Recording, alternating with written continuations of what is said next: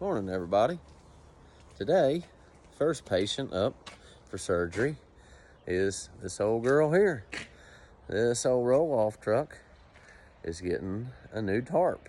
As you can see, the old one is looking pretty rough. Well, new tarp is installed. New crossbar across the back, because the old one was a bent up piece of junk. And next, I noticed that this has been broken off. You can see the one on the other side, it's an arm stop to keep the arms from dropping too low. So I'm gonna make a new one and replace it. Here's the next patient. This water tank on this mixer truck has ripped its brackets loose from the frame.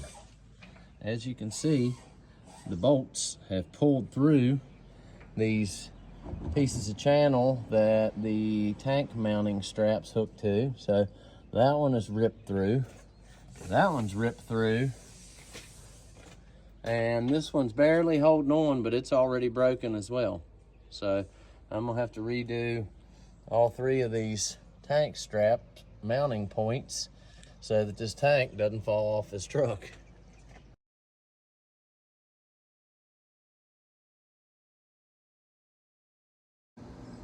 Here's one of the tank straps. As you can see, it ripped this piece out. It busted that. There's a crack that runs all the way across there, and it broke the bolt in this hole, and you can see a stress crack that runs all the way across there. So obviously I don't think that these brackets are really up to the weight that they are holding with this tank full of water. So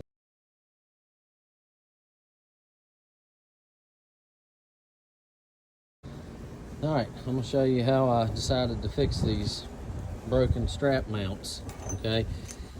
I welded up the cracks in the front and the back, welded the pieces back in the holes that it had ripped out, and then I had these pieces of 3/8 by 3 flat bar that already had holes drilled in them. All right, so these go in here like that and act as a giant washer of sorts to spread the load of that bolt head out across that piece of channel to keep the bolts from ripping through it anymore.